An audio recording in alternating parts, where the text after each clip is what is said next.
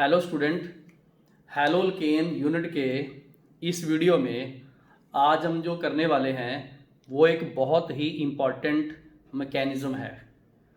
उस मैकेनिज़्म का नेम है एस एन मैकेनिज़्म। इधर एस एन का मतलब है न्यूक्लियोफिलिक सब्स्टिट्यूशन। वैसे ये मैकेनिज़्म सिर्फ हैलोल्केन हैलोरीन तक सीमित नहीं है। आप लोगों ने इस मैकेनिज़्म को इतना अच्छे तरीके से समझना है कि ऑर्गेनिक केमिस्ट्री के रहते हुए जितने भी यूनिट्स हैं उन सब में कहीं भी न्यूक्लियोफाइल ने सब्स्टिट्यूशन किया तो ये मैकेनिज़्म लगाना आपने।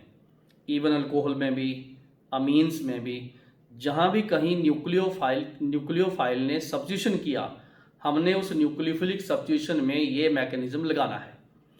इस मैकेनिज़्म की खास बात कौन सी है? ये मैकेनिज़्म सबस्ट्रेट की नेचर पे डिपेंड करता है कि वो प्राइमरी है, सेकेंडरी है या टर्शरी है। ये मैकेनिज़्म मीडियम पे डिपेंड करता है, कंडीशंस पे डिपेंड करता है, ग्रुप्स पे डिपेंड करता है। तो हम लोग इस एसएन मैकेनिज़्म को दो हेडिंग में डिस्कस करेंगे। एक होगा SN1, ये देखो ध्यान से, और दूसरा हम इस पार्ट के आगे करने वाले हैं SN2। ये जो 1 लगा हुआ है ये ऑर्डर ऑफ रिएक्शन है। 1 है तो फर्स्ट ऑर्डर। अगर हम SN2 लगाएंगे तो उसको बोलेंगे सेकंड ऑर्डर। जहाँ एनसीईआरटी में जैसे लिखा होता है यूनिमोलिकुलर बायोमोलिकुलर, ठीक है। तो ये जो मैकेनिज्म है इसकी हमने टाइप और कंडीशंस आज डिस्कस करने जा रहे हैं, और हम लोग इस मैकेनिज्म के सारे फ्लो, सारे फैक्टर, सारी कंडीशंस, सारे ऑर्डर और इवन दोनों मैकेनिज्म को इकट्ठा डिस्कस करने के बाद एंड में हम एक एक्सरसाइज भी करेंगे और वहाँ पर क्वेश्चन के पैटर्न होंगे जैसे भी बोर्ड्स में या कॉम्पिटिशन में पूछे जाते हैं। चलो शुरू करते हैं। सबसे पहले ये ध्यान दो, मैं ये चीज़ आपको पहले समझाऊंगा। अगर आप अच्छे तरीके से ये चीज़ समझ गए तो उन्हीं से ही ये पॉइंट बने हैं। और ये भी ध्यान रखना, हमने SN1 और SN2 मैकेनिज्म के डिफरेंसेस भी करने हैं। डिफरेंसेस का मतलब सेंटर में लाइन लगा के, और ये जो पॉइंट लिखाए हुए 5, हम उसके भी 5 पॉइंट डिस्कस करेंगे, ऐसे ही मैकेनिज्म डिस्कस करेंगे। चलो शुरू करते हैं। सबसे पहले आप ये देखो, जो ये कंपाउंड है इसको हम सबस्ट्रेट बोलते हैं। क्या बोलते हैं? सबस्ट्रेट। और इसमें कार्बन 3 डिग्री है। ध्यान से नोट कीजिए, कार्बन 3 डिग्री है। क्यों? क्योंकि इसका एक आर पार्ट जैसे मिथाइल, इथाइल, प्रोपाइल, और इस कार्बन पे X लगा हुआ है। ये X अभी हैलोजन है, या कोई और फंक्शन ग्रुप भी हो सकता है, OH, NH2, आगे किसी चैप्टर में ऐसा भी हो सकता है, लेकिन हम इसको अभी हैलोजन मान के चलते हैं। ये लिविंग ग्रुप है। अब देखो, जब वो 3 डिग्री है तो उस पर ये बल्कि ग्रुप्स जुड़े हुए हैं, R1, R2, R3। बल्कि ग्रुप जब जुड़े हों तो जो अटैकिंग रिएजेंट है इसके ऊपर उतनी जल्दी से अटैक नहीं कर पाता। तो आप देखो, न्यूक्लियोफाइल डू नॉट अटैक। क्यों? Because more steric hindrance. ठीक है। 3 डिग्री जो सबस्ट्रेट है, 3 डिग्री कार्बन जिससे फंक्शन ग्रुप जुड़ा हुआ है, वो इतने बड़े बड़े ग्रुप से जुड़ा हुआ है कि न्यूक्लियोफाइल उस पर अटैक नहीं करता। ये स्टेप फर्स्ट है, और स्टेप फर्स्ट स्लो है। और स्लो स्टेप क्या लिखा मैंने? रेट डिटरमाइनिंग स्टेप है। केमिकल किनेटिक्स के अकॉर्डिंग जिसका रेट कांस्टेंट लेस हो उसकी एक्टिव एनर्जी हाई होती है। तो मतलब अगर आपको इस स्टेप में पूछा जाए यहां पर एनर्जी ऑफ एक्टिवेशन हाई होगी तभी तो ये स्लो है, ये वाला स्लो है। ठीक है, ध्यान से समझ लो, ये स्टेप स्लो है। यही स्टेप रेट डिटरमाइनिंग स्टेप है, और इसी पे ही रेट डिपेंड करता है। न्यूक्लियोफाइल ने अटैक नहीं किया, फिर हुआ क्या?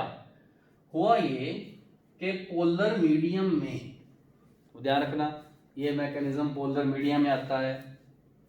ये वाला मैकेनिज्म 3 डिग्री वाले में होता है।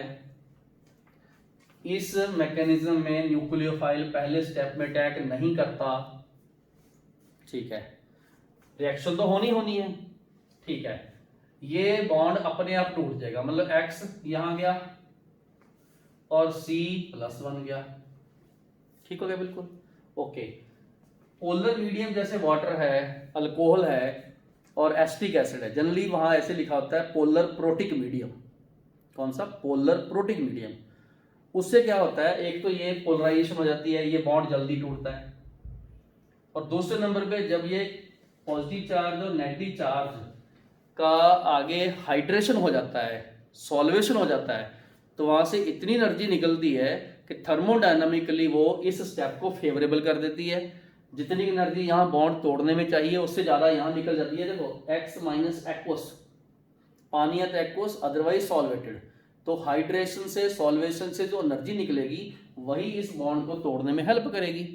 तो कहने का मतलब ये हुआ, ये ऑटोमेटिकली पोलर मीडियम में कार्बोकेटाइन बन के और एक्स माइनस इसमें फ्री हो जाता है। न्यूक्लियोफाइल ने अटैक नहीं किया, याद रखना, न्यूक्लियोफाइल ने अटैक नहीं किया क्योंकि बल्कि ग्रुप थे, ध्यान से समझो, ठीक है। CX बॉन्ड तो टूटा है, ये देखो CX बॉन्ड को तोड़ने के लिए जो एनर्जी चाहिए थी वो कम थी और यहाँ हाइड्रेशन ज्यादा निकल गई, हम यहाँ पहुंच गए, ठीक है। इसमें अब देखो कार्बोकेटाइन बन गया और कार्बोकेटाइन sp2 होता है, sp2 प्लेनर रहता है और वैसे भी 3 डिग्री कार्बोकेटाइन स्टेबल होता है, मतलब कंपैरेटिवली 1 डिग्री 2 डिग्री 3 डिग्री से 3 डिग्री कंपैरेटिवली मोर स्टेबल होता है। तो इसका मतलब ये इसकी स्टेबिलिटी और कुछ और फैक्टर ये इसको यहाँ ले जाते हैं, ठीक है। जब भी sp2 हाइब्रिडेशन आएगी ये प्लेनर होगा, इस पे एक p ऑर्बिटल अनहाइब्रिड होता है जिसके 2 लोब होते हैं। वैसे ये ऐसे जब मार्कर देखोगे ना आगे और पीछे होता है ये, ठीक है। अब आ जाओ कार्बोकेटाइन के बाद यहाँ आ जाओ, न्यूक्लियोफाइल ने यहाँ अटैक नहीं किया, अब यहाँ तो करेगा। अब करेगा कैसे, लो ये बात ध्यान से समझने वाली है, करेगा कैसे। देखो मेरा हाथ प्लेनर है, ठीक, और न्यूक्लियोफाइल ऊपर से भी अटैक कर सकता है, नीचे से भी अटैक कर सकता है। इसके बराबर चांस हैं 50-50% न्यूक्लियोफाइल के अटैक करने के, ऊपर से और नीचे से। हम इसको ऐसा बोलते हैं rear side and frontal side से बराबर से चांस है। जैसे मैंने ये ऐसे बताया ना, ये देखो यहाँ से चांस है, अब इसके यहाँ से भी चांस है, बराबर चांस। उससे क्या होगा, जो प्रोडक्ट बनेगा, अब यहाँ आ जाओ, पहले तो ये स्टेप फास्ट है, nucleophile above below front rear से अटैक कर सकता है, प्रोडक्ट 2 बनेंगे, फ्रंट से अटैक किया या रेयर से किया, ठीक है। अब ये देखो ये वाला और ये वाला तो आपस में मिरर इमेज है, R1 R1 nucleophile R2 R3 जब 2 कंपाउंड एक दूसरे की मिरर इमेज हों, नॉन सुपरइम्पोजेबल हों, ये दोनों तो एनेंशियोमर्स हो गए। एक में रिटेंशन होगी, रिटेंशन का मतलब जिस जगह से हमने X को उतारा उसी जगह से न्यूक्लियोफाइल लगाया, रिटेंशन रिटेन करना, वही कॉन्फ़िगरेशन रखना सेम वाला। अगर ये R है ये R रहेगा, अगर ये डेक्स्ट्रो है ये डेक्स्ट्रो रहेगा, अगर ये S है तो ये भी S रहेगा, समझ आ गया। लेकिन जो दूसरा है उसमें इन्वर्शन होगी, वो क्यों, X हमने इधर से उतारा है, न्यूक्लियोफाइल हमने बैक साइड से लगा दिया, ये देखो पीछे से, क्योंकि इसका और इसका कंपैरिजन करो, अगर ये R है तो ये S होगा, अगर ये डेक्स्ट्रो है तो लीवो होगा, बट होगा क्या, 50% ये 50% ये, समझ आ गई बात। जब 2 चीजें 50% हो उसको बोलते हैं हम इक्विमोलर। ये तो रेसमिक मिक्सचर बन गया, रेसमाइजेशन हुई यहां पर, ठीक है। तो हमने SN1 में इतने छोटे छोटे से पॉइंट नोट किए हैं, उनकी समरी यहां मैंने लिख दी है, बट फिर से बता दूं, SN1 मैकेनिज्म 3 डिग्री में होता है, उसके 2 स्टेप्स हैं, ये लो फर्स्ट एंड सेकंड। पहला स्टेप उसका स्लो है, दूसरा फास्ट है। पहला RDS है, रेट डिटरमाइनिंग स्टेप, दूसरा फास्ट स्टेप है। एनर्जी ऑफ एक्टिवेशन इसकी हाई है, इसकी लो है। रेट कांस्टेंट K1 इसका लेस है, इसका मोर है, फास्ट है ना।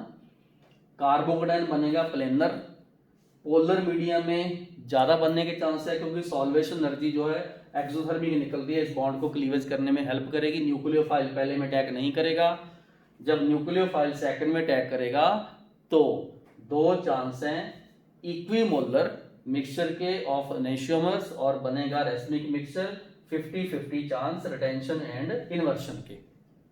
पूरी बात समझ में आ गई, ये SN1 मैकेनिज्म है। अब यहां आना थ्योरेटिकल पॉइंट, SN1 का मतलब न्यूक्लियोफिलिक सब्स्टिट्यूशन फर्स्ट ऑर्डर, और ये लिख लो यूनिमॉलिक्यूलर। क्या, यूनिमॉलिक्यूलर, ऐसा भी लिखा होता है, ठीक है, यूनिमॉलिक्यूलर। क्लियर हो गया।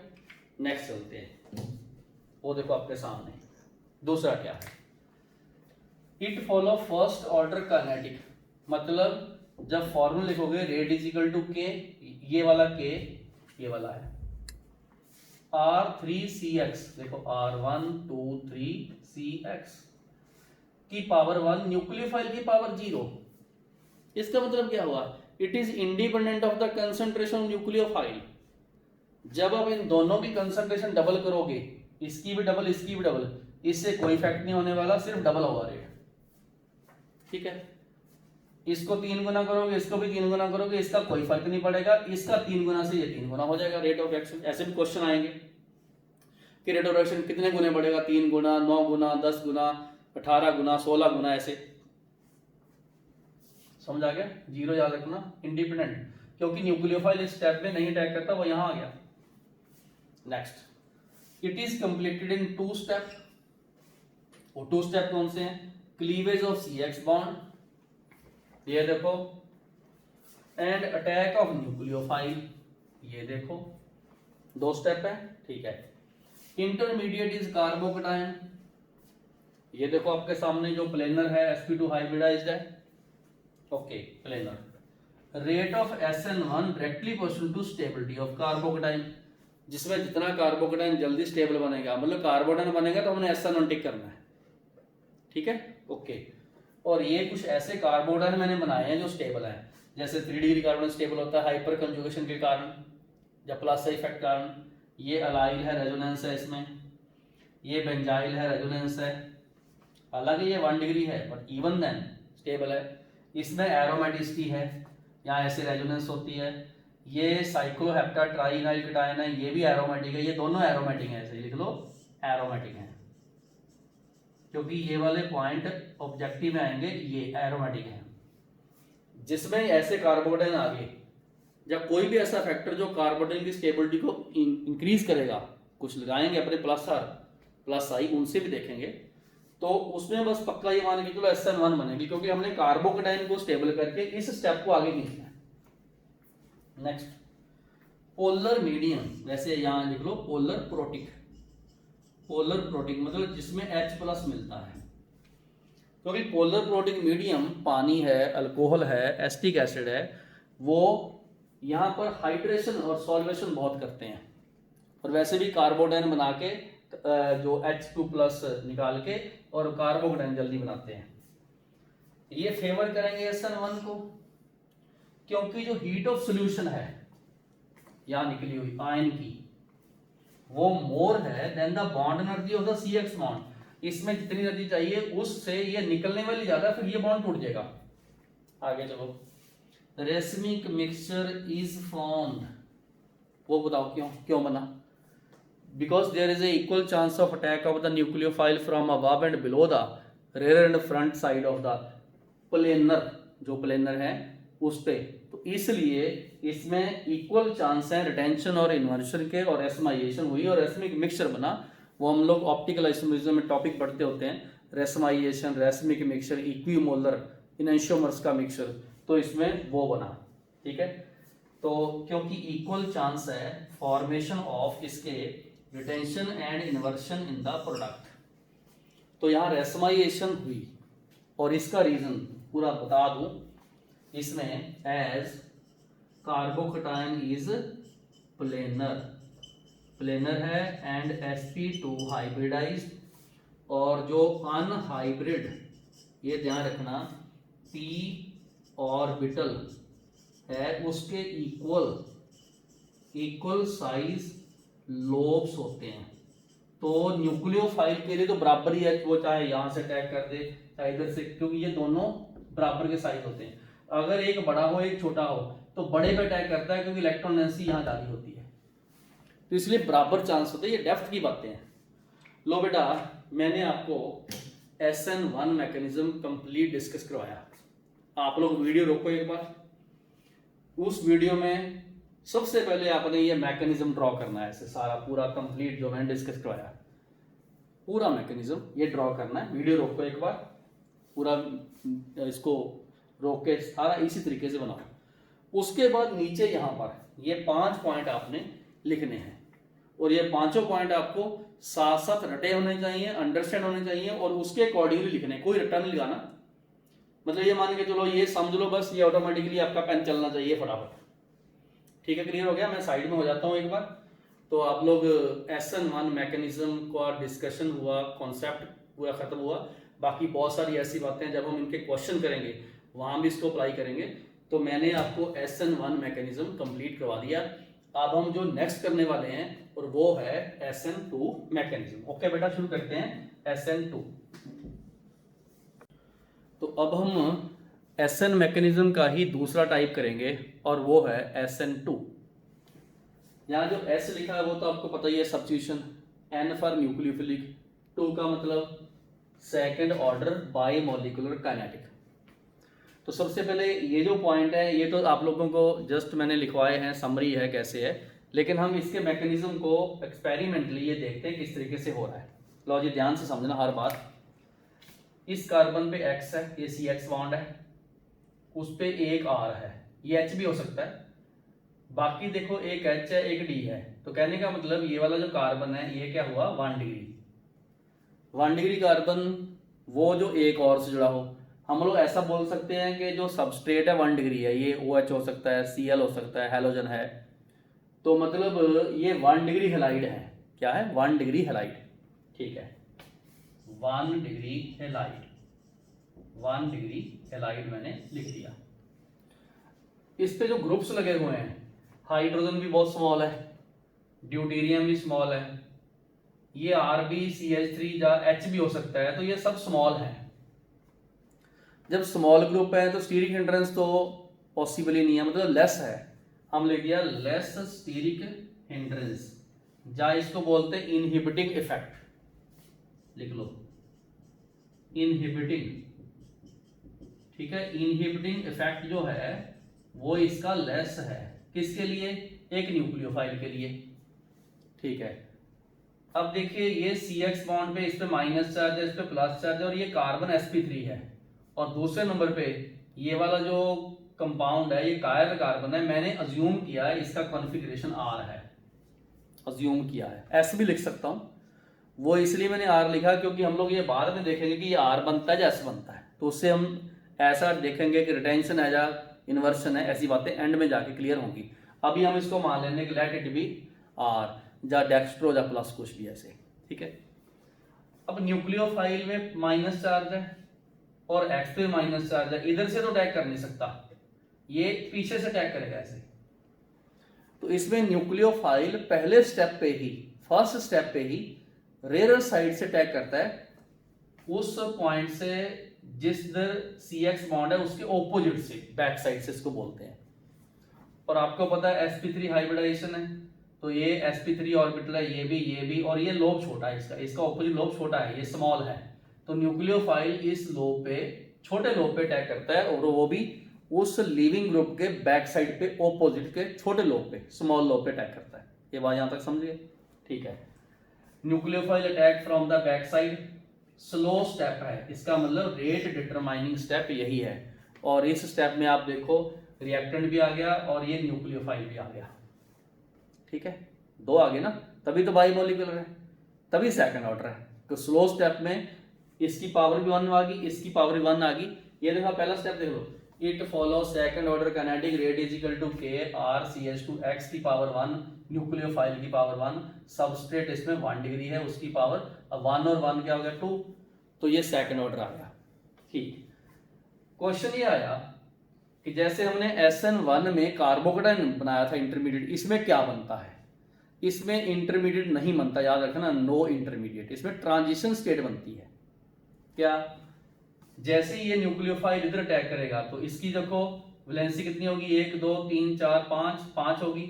तो कार्बन की तो 4 से ज्यादा वैलेंसी हो ही नहीं सकती, तो क्या होगा, ये वाली इलेक्ट्रॉन डेंसिटी इधर शिफ्ट हो जाएगी। तो ये देखो दोनों लोग बराबर हो गए, और बराबर होने के बाद ये जो है ये अनहाइब्रिड है, अब अनहाइब्रिड हो गए p ऑर्बिटल की तरह। कार्बन ने अपनी हाइब्रिडाइजेशन ही चेंज कर ली, यहाँ पर वो sp3 था, इधर sp2 बन गया और प्लेनर बन गया। इस प्लेनरिटी में ध्यान रखना, ये वाला R, ये D और ये H RH D इन प्लेन है, प्लेनर है, अनस्टेबल है, और ये ट्रांजिशन स्टेट है।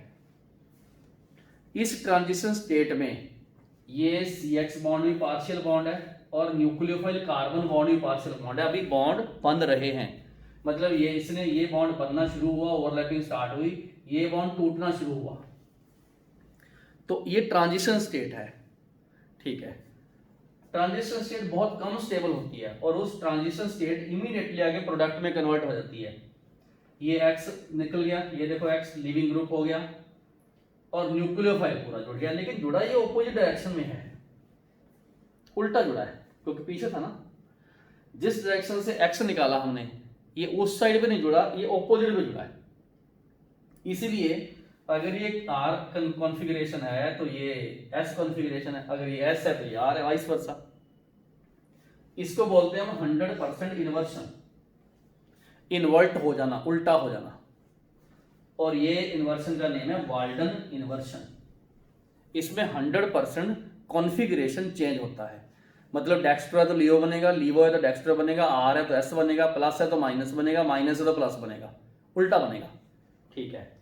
तो ये अगर आर है तो ये एस बना, अगर मैं यहाँ एस लिख देता तो यहाँ आर बनता, और इसकी मिरर इमेज तो एग्जैक्ट नहीं बोल सकते क्योंकि यहाँ एक्स है, यहाँ न्यूक्लियोफाइल है, बट कॉन्फ़िगरेशन उल्ट गया, ठीक है।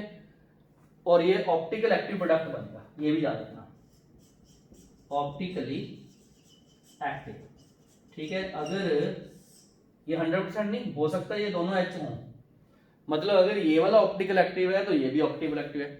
SN1 में क्या था, रिएक्टेंट अगर ऑप्टिकल एक्टिव है, प्रोडक्ट उसमें एसमाइशन के कारण ऑप्टिकली इनएक्टिव हो गए थे। अगर यहाँ रिएक्टेंट ऑप्टिकल एक्टिव है, अगर बोला ना मैंने, क्योंकि ये दोनों एच भी हो सकते हैं, जैसे ये वाला ऑप्टिकल RH-D-X चारों डिफरेंट हो गए, तो ये ऑप्टिकली एक्टिव है, तभी मैंने लिखा ये ऑप्टिकली एक्टिव है, ठीक है।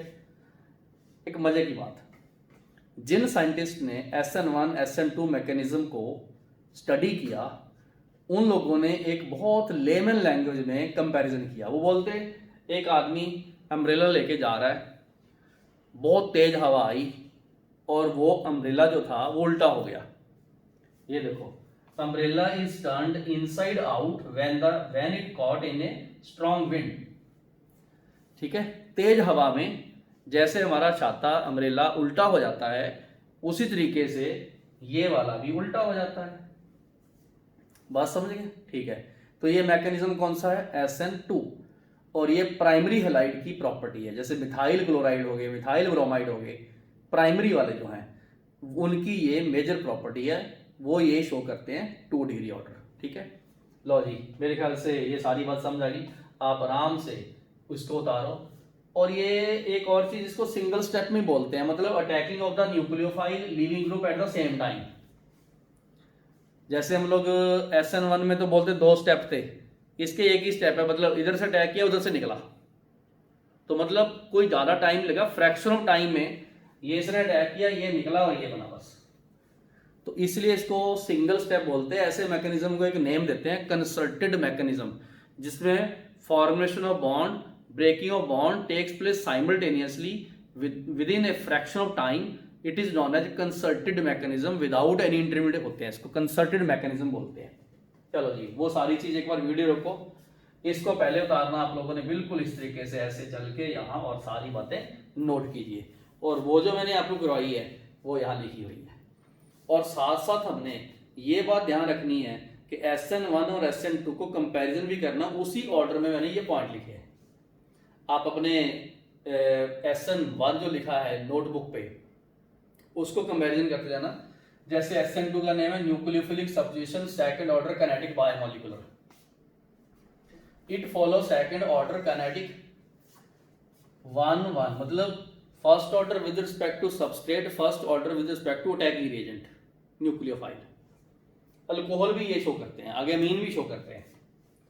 It is completed in single step, breaking and formation of bond simultaneously, breaking of the CX and attacking of the nuclear same time, इकट्ठा ही।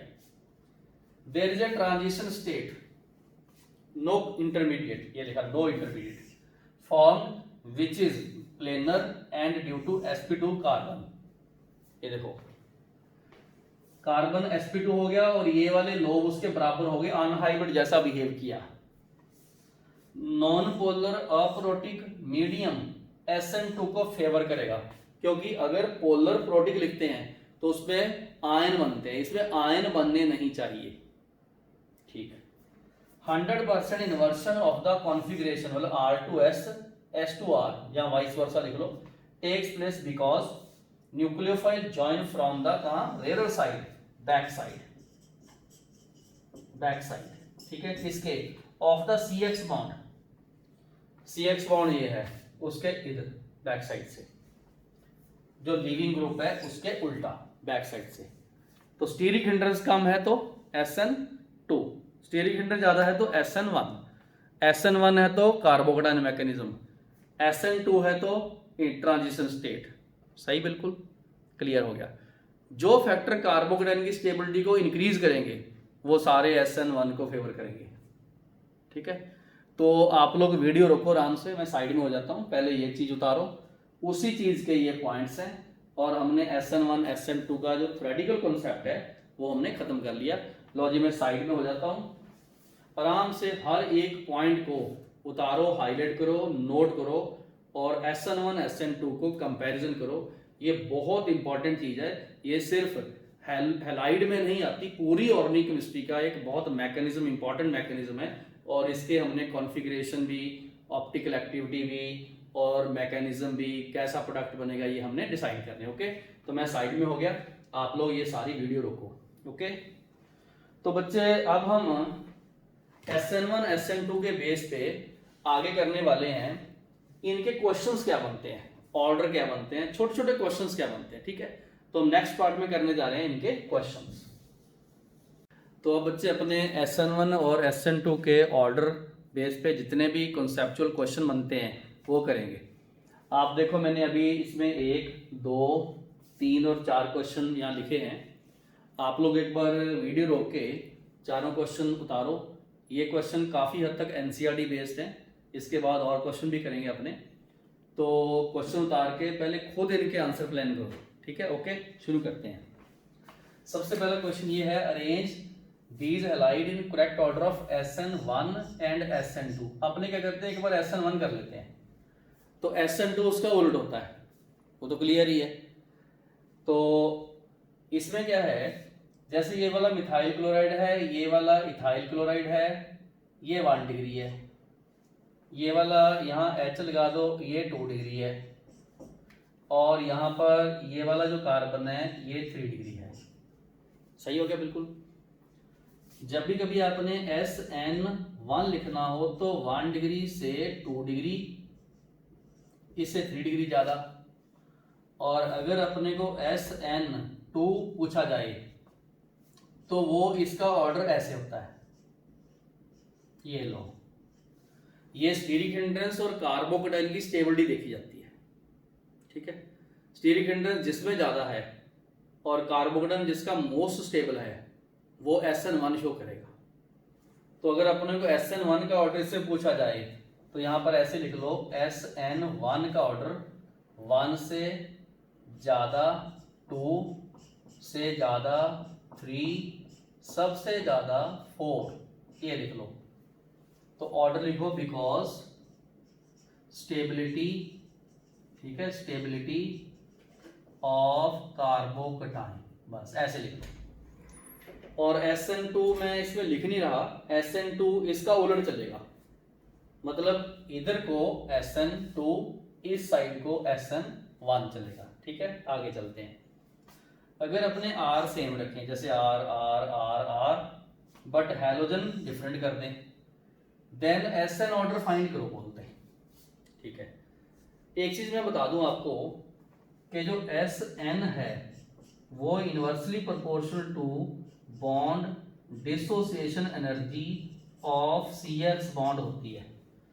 मतलब जिसका बॉन्ड जल्दी टूटेगा उसकी न्यूक्लियोफिलिक सब्स्टिट्यूशन तेज होगी, और वो चाहे 1 है चाहे 2 है, SN1 है चाहे 2 है, उसमें यही ऑर्डर रहता है। तो इसलिए हमने ऑर्डर लिखना है ये वाला। अब इसमें क्या है, ये सारे 2 डिग्री है, सारे R सेम है, इसमें भी हमने यही ऑर्डर लिखना है। समझ आ गया? बिल्कुल सही। तो मतलब अगर हैलोजन डिफरेंट है, आर सेम है, तो SN1 और SN2 का सेम ऑर्डर रहता है। ठीक है, तो यहां लिख लो SN1 and SN2 same order.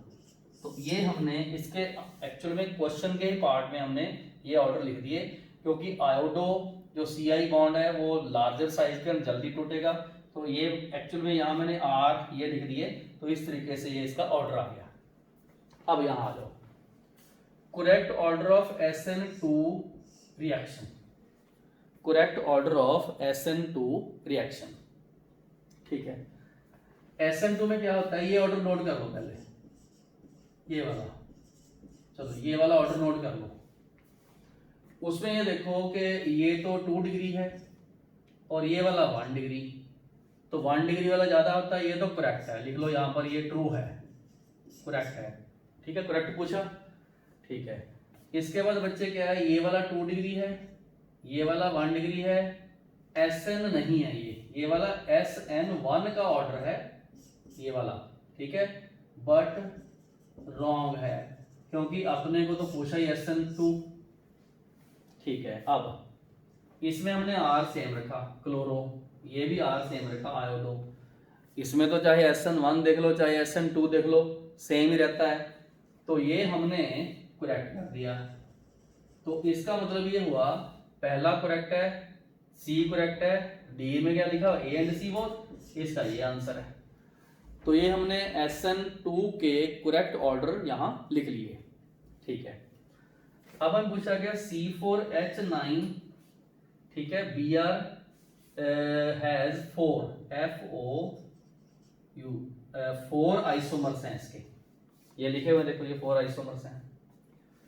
पूछते arrange them in increasing order of SN1। तो हमने इसको SN1 के इंक्रीजिंग ऑर्डर में अरेंज करना है। ठीक है, ओके। अभी तक मैंने ये क्वेश्चन नहीं करवाया, बाकी सारे करवा दिए। आप एक बार आराम से वीडियो रोको, सॉल्यूशन करो, इसके चेक करो कॉन्सेप्ट क्या है। तो मैं आपको चौथा क्वेश्चन भी करवाता हूँ इधर, ये लो चौथा क्वेश्चन हम करते हैं। बेटा चौथे क्वेश्चन में बेसिकली क्या देखना, हमने SN1 के लिए सबसे पहले यहाँ रीजन ऐसे नोट करना है, नोट करो कि अगर आपको SN1 पूछा जाए तो 1 डिग्री से 2 डिग्री से 3 डिग्री ऐसे होता है, बिकॉज इसमें स्टेबिलिटी, ठीक है, स्टेबिलिटी ऑफ कार्बोकटायन देखी जाती है। ठीक है, और कार्बोकटायन की स्टेबिलिटी जो है वो 3 डिग्री की मैक्सिमम होती है। तो हमें तो ये पूछा ना कि चारों आइसोमर में आप SN1 की रिएक्शन का ऑर्डर बताओ। ऑर्डर हमने ये ऐसे बोलना, 1 देन 2 देन 3 एंड 4 के ऑर्डर लेना। और सबसे पहले आप एक काम करो, चौथे वाला सबसे ज्यादा है, ये लो लिख दिया।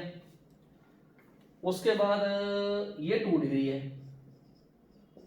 ये फिर 1 डिग्री है, और ये भी 1 डिग्री है। ठीक है, तो इसमें ये तो क्लियर हो गया। सेकंड वाला इससे आएगा, ये लो सेकंड वाला इसके बाद आएगा, क्योंकि ये 3 डिग्री ये 2 डिग्री। अब ये भी 1 डिग्री और ये भी 1 डिग्री। इसमें जब ब्रांचिंग करते हैं तो उसका स्टीरिक हिंड्रेंस बढ़ जाता है। जब हम ऐसा बोल दें कि अगर हम लोग यहाँ कार्बोकटायन बनाएं तो ये वाला कार्बोकटायन मोर स्टेबल है, ये वाला कार्बोकटायन मोर स्टेबल है, क्योंकि इनके प्लस का इफेक्ट है। तो अब अपने इसको 3 को यहाँ लिख देना और उसके बाद 1 को सबसे पीछे। ठीक, तो हमने कार्बोकटायन बना के देखेंगे। जैसे पहले का जो कार्बोकटायन बनेगा वो तो ये बनेगा, दूसरे वाले का जो इसका ये बनेगा, इसका जो कार्बोकटायन है वो ये बनेगा, और इसका जो कार्बोकटायन है वो ये बनेगा। तो हमने कार्बोकटायन की स्टेबिलिटी देखनी है। ये 3 डिग्री, ये 2 डिग्री, और ये 1 डिग्री, और ये भी 1 डिग्री, बट इसमें प्लस का इफेक्ट देखने हैं, और इसलिए स्टेबिलिटी के ऑर्डर हमने SN1 को अरेंज किया। तो आप आराम से इनके ये आंसर उतारो, और अब हम करते हैं नेक्स्ट कुछ और क्वेश्चंस। ठीक है, चलो जी। तो बच्चों इस सेक्शन में हम लोग कुछ और क्वेश्चंस करेंगे, थोड़ा एनसीईआरटी से अलग हैं, जैसे कंपटीशन में आते हैं, नीट में, जेई मेन में, या दूसरे जो कंपटीशन हैं जैसे केवीपीआई है, ओलंपियाड है, तो ये वाले क्वेश्चन भी करने बहुत ज़रूरी हैं। तो आप लोग question number 5, question number 6, question number 7, question number 8, ये सारे ऑब्जेक्टिव क्वेश्चन हैं, इन्हीं से सब्जेक्टिव क्वेश्चन बनते हैं। तो आप लोग पहले क्वेश्चन की स्टेटमेंट और ये ऑप्शंस उतार के ये सारा, और सॉल्यूशन के लिए थोड़ी और जगह छोड़ देना, आंसर मार्क करो, ये भी सारा उतारो, और ये सारा मैं साइड में हो जाता हूँ। पहले क्वेश्चन उतारो और अपना दिमाग लगाओ सबसे पहले। इससे पहले मैं सॉल्यूशन बताऊँ, आप लोगों का कोई ना कोई आंसर यहाँ होना चाहिए। ये देखो ऑप्शंस के लिए जगह बनी हुई है। ओके, शुरू करते हैं। पहला क्वेश्चन है कि इनमें आपको SN1 रिएक्शन का ऑर्डर देना। ठीक, सोचना कैसे हमने, आपने ऐसे सोचना है कि जो SN1 का ऑर्डर है वो डायरेक्टली प्रोपोर्शनल टू स्टेबिलिटी, ठीक है, ऑफ कार्बोकटायन है, क्योंकि SN1 में इंटरमीडिएट आता है कार्बोकटायन, और उसकी स्टेबिलिटी जो स्टेप 1 में देखते हैं हम लोग, जितना वो ज़्यादा स्टेबल होगा उतना ही ज़्यादा SN1 शो करेगा। तो इसका तरीका क्या है? इसका तरीका है कि हम लोगों ने इस Br को यहाँ से ऐसे उतारना, और ये कार्बोकटायन देखना, हमने इसको उतारना, ये कार्बोकटायन देखना, इसको उतारा, ये कार्बोकटायन देखा, इसको उतारा और ये कार्बोकटायन देखा, और उस कार्बोकटायन की स्टेबिलिटी में रेजोनेंस भी आएगी, हाइपर कंजुगेशन भी आएगी, प्लस आई इफेक्ट भी आएंगे। तो directly proportional two plus are effect, directly proportional two plus I effect, directly proportional two plus H, वो हाइपर कंजुगेशन जो अल्फा हाइड्रोजन वाला है उसका इफेक्ट हमने देखना है। ठीक है, देखो इस C6H6 को, जो C6H5 है, सॉरी, इसको हम लोग बेंजीन लेते हैं ऐसे, ये लो बेंजीन लेते हैं, और जब यहाँ पर पॉजिटिव चार्ज है, अभी दूसरे ग्रुप में देखें तो इसमें रेजोनेंस आती है ऐसे, ये स्टेबिलिटी बढ़ाता है। तो अब देखो इसमें 2 बेंजीन रिंग है और एक मिथाइल, इसमें एक ही बेंजीन रिंग है, ये ज्यादा स्टेबल हुआ P। अच्छा, इसमें 2 बेंजीन रिंग है, इसमें एक मिथाइल भी है, इसमें वो नहीं, R से ज्यादा P हुआ। ठीक है, इसमें क्या है, एक बेंजीन रिंग है और एक मिथाइल ग्रुप है। ठीक है, तो अल्टीमेटली हमने इनको एक पर्टिकुलर ऑर्डर में कैसे देखना, सबसे ज्यादा स्टेबल P है, मतलब यहाँ S है, यहाँ पर S है, ये P है, ये P है, तो आप लोग इन ऑप्शन को तो एलिमिनेट कर ही दो कि मोस्ट स्टेबल इज P। ठीक है, अब यहाँ पर क्या है, 2 बेंजीन रिंग है, एक मिथाइल, और इधर 2 बेंजीन रिंग है, इसका मतलब P के बाद R आएगा। ओके, P के बाद यहाँ S है, यहाँ R, ये D ऑप्शन बनती है, बाकी चेक कर लो। ठीक है, तो P सबसे ज्यादा, क्योंकि इसमें 2 बेंजीन रिंग, एक मिथाइल ग्रुप, इसका प्लस आई इफेक्ट और प्लस H लगता है, हाइपर कंजुगेशन। इसमें 2 बेंजीन रिंग, इसमें एक बेंजीन, एक मिथाइल, और इसमें अकेला बेंजीन, ये तो कॉमन है सब में। अपने ये देखना, इसमें एक बेंजीन और मिथाइल है, इसमें अकेला बेंजीन है, इसमें मिथाइल है, और इसमें कुछ भी नहीं है, ये बेंजाइल है, तो आंसर इसका डी बनता है। ओके, आराम से नोट कर लो, आंसर इसका डी बनता है। अब which of these has maximum tendency to react with aqueous KOH by SN1 reaction, फिर वही। ठीक है बच्चे, यहां पर मतलब अगर मैं आपको एक बार मैक्सिमम का आंसर बता दूं तो आंसर इसमें सी बनता है, सी, इसमें आंसर बनता है डी। ठीक है, सी क्यों बनता है, क्योंकि इधर तो ये रेजोनेंस है ऐसे, तो आपने लिख लेना कि ए में पार्शियल डबल बॉन्ड करैक्टर है ड्यू टू रेजोनेंस के कारण। ठीक है, ये तो मान के चलो लो लीस्ट रिएक्टिव ये है, ऐसा इसमें भी ऐसा ही है, ये देखो ये रेजोनेंस आ जाएगा, इसमें भी पार्शियल डबल बॉन्ड करैक्टर है, ये लो। इसमें क्या है, अगर अपने इसको यहाँ से ऐसे उतार दें और ये कार्बोडन देखें, इसकी स्टेबिलिटी है, तो ये स्टेबल है। स्टेबल क्या है, ये अलाइल कार्बोकटायन, इसमें तो कार्बन बनता ही नहीं है, मतलब बनेगा लेकिन वो इतना स्टेबल नहीं होगा क्योंकि ये है ही 1 डिग्री। ठीक है, तो इस तरीके से हमने सी को मोस्ट एक्टिव बोला। ये भी समझ में आ गया। चलो जी ये उतार लो, यहाँ आ जाओ। Which of these will form white precipitate of AgCl at the fastest rate? Fastest rate, ठीक है, when in the aqueous medium with AgNO3। बताऊं क्या इसमें? इसमें आपने ये देखना कि कितनी जल्दी Ag प्लस जो Cl माइनस फ्री है उससे रिएक्ट करके AgCl बनाए, जिसमें से Cl एकदम जल्दी निकलेगा, मतलब जिसमें पार्शियल डबल बॉन्ड नहीं है। निकलने के बाद कार्बोडन ज्यादा स्टेबल है। यहां तो डबल बॉन्ड है, इधर भी डबल बॉन्ड है, यहां से तोड़ोगे तो प्लस आया, यहां से तोड़ोगे तो प्लस आया। आंसर ए बी तो है नहीं क्योंकि इसमें तो पार्शियल डबल बॉन्ड है। लिख लो A and B partial double bond character, partial double bond character due to resonance. इसमें तो Cl माइनस निकलेगा ही नहीं। ठीक है, अब देखिए यहाँ बेंजाइल बनते हैं, लेकिन ये वाला जो माइनस R फैक्ट है इसका और इसका है प्लस R फैक्ट, तो एक नोट कर लो कि जो C6H5CH2 ठीक है more stable by plus R, तो आंसर इसका डी है। ये लो इसका आंसर डी है। मतलब सबसे पहले ये देखना Cl माइनस किसका निकलता है, यहां से नहीं निकलेगा, यहां से नहीं निकलेगा, इधर से Cl निकलेगा, इधर से भी निकलेगा, लेकिन Cl निकलने के बाद जो कार्बोकटायन है ये और ये, इस कार्बोकटायन की स्टेबिलिटी को NO2 कम करता है क्योंकि वो कार्बो अनायन को स्टेबल करता है, और जो प्लस R है जैसे ये वाले ऐसे देंगे, ऐसे चलते हुए इसके पास पहुंच जाएंगे, तो उसमें Cl निकल जाएगा क्योंकि Cl के निकलने के बाद जो कार्बोकटायन है उसकी स्टेबिलिटी मिथॉक्सी ने बढ़ा दी, और इसीलिए फर्स्ट टेस्ट मतलब एकदम से Cl माइनस निकलेगा तो AgCl तो जल्दी बन जाएगा। क्लियर हो गया? आराम से नोट कर लो जो चीजें बोलता जा रहा हूं मैं। पहले हमने पार्शियल डबल बॉन्ड देखना, अगर पार्शियल डबल बॉन्ड है तो Cl माइनस नहीं निकलेगा, AgCl प्रेसिड नहीं बनेगा। दूसरे नंबर पे जिसमें Cl निकलता है वो कार्बोकटायन बनते हैं, कार्बोडन की स्टेबिलिटी कौन बढ़ाएगा ये देखना हमने।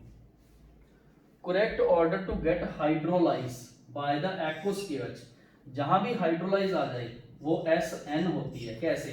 RX plus OH minus ROH plus X minus, तो हाइड्रोलाइज होना, अल्कोहल का बनना, ये एक SN है, चाहे वो SN2 है चाहे SN1 है, SN है। ओके, हमने क्या करना, हमने इन बॉन्ड को यहां से तोड़ना है, यहां से तोड़ना है, यहां से तोड़ना है, ये देखना कि किसके कार्बोकटायन स्टेबल है। बेटा ए तो बनेगा नहीं, ए तो ये मान के चलो कि ए में तो पार्शियल डबल बॉन्ड कैरेक्टर है, ए जो है इसमें पार्शियल डबल बॉन्ड कैरेक्टर, तो ये लीस्ट हो गया। बी वाले में क्या है, अलाइल कार्बोकटायन, ये देखो अगर आप इसको निकालोगे तो ये देखो रेजोनेंस आ गया, तो बी मोस्ट स्टेबल कार्बोकटायन बनाएगा, मतलब मोस्ट एक्टिव यही होगा बी। इसमें और इसमें देखोगे तो ये सिंपल अल्काइल है, तो इसका मतलब बी मैक्सिम, जिसमें बी मैक्सिम वही आंसर है। यहाँ सी मैक्सिम, ए मैक्सिम, बी मैक्सिम, ए मैक्सिम, ये सी आंसर है इसका। यहाँ सी लिख लो और उसके बाद चेक भी कर लो कि बी के बाद सी आता है और सी के बाद ए आता है, क्योंकि ए में तो पार्शियल डबल बॉन्ड कैरेक्टर है। तो आज के इन क्वेश्चंस में हमने कई चीजें ऐसी देखी, जैसे हमने SN1 के ऑर्डर देखे, SN2 के ऑर्डर देखे, सेम R रखा, डिफरेंट हैलोजन लिए, उसके बाद प्राइमरी सेकेंडरी टर्शियरी देखे, कुछ पार्शियल डबल बॉन्ड कैरेक्टर वाले क्वेश्चन आए, कुछ ग्रुप्स के इफेक्ट देखे हमने, और हाइड्रोलाइसिस, सॉल्वोलाइसिस, AgCl प्रेसिड किसका जल्दी बनता है, पेपर में AgBr भी आता है, पेल येलो कलर। ठीक है, तो मतलब हम इन 8 क्वेश्चन से काफी कुछ सीख चुके हैं। तो बेटा ये सारा जो मैंने डिस्कशन आपसे किया, ये आराम से वीडियो रोक के एक बार उतारो और इनके कॉन्सेप्ट समझो। इन सब में हमने GOC लगाई है, ये जो benzyl plus R minus R, ये हम लोग अलग किसी वीडियो में भी आपको सिखाएंगे कि प्लस R माइनस R क्या है। तो इन सब में हमने GOC लगा के ये क्वेश्चन किए हैं। मैं साइड में एक बार हो जाता हूँ। तो ये आप लोग सारा उतार लो, सारे क्वेश्चंस को करो, और जो हम लोग मॉड्यूल में PDF आपको क्वेश्चन देते हैं उनको करो। ओके बच्चे, थैंक यू। तो आज हमने SN1 SN2 उससे रिलेटेड क्वेश्चन, ऑर्डर, एप्लीकेशन सारी खत्म कर ली है। SN1 SN2 ऑर्गेनिक केमिस्ट्री का एक मोस्ट इंपॉर्टेंट मैकेनिज्म है। ये आपने सिर्फ हेलो अल्केन तक सीमित नहीं रखना, ये आपने पूरी केमिस्ट्री में कहीं भी न्यूक्लियोफिलिक सब्स्टिट्यूशन आ जाए तो आपने ये वाले क्वेश्चंस का ब्रेन यूज करना है। ओके, तो फोटोन एजुकेशन चैनल को सब्सक्राइब करके हर वीडियो को लाइक शेयर और उसमें कमेंट देके मुझ में जो एनर्जी मिलती है वो आपकी हेल्प से मिलती है, और ज़रूर कमेंट दिया करो। आई अप्रिशिएट ऑल दो स्टूडेंट्स जो मुझे कमेंट लिखते हैं, पॉजिटिव नेगेटिव लिखते हैं तो सुधार करता हूँ, पॉजिटिव लिखते हैं तो एनर्जी मिलती है। और फोटोन ऐप डाउनलोड करके उसमें बैच कोड मांग के आप जितनी भी फैसिलिटीज़ हम लोग फोटोन एजुकेशन फैमिली से आपको मिल रही हैं वो सारी इंजॉय करो। Okay, thank you, have a nice day, take care.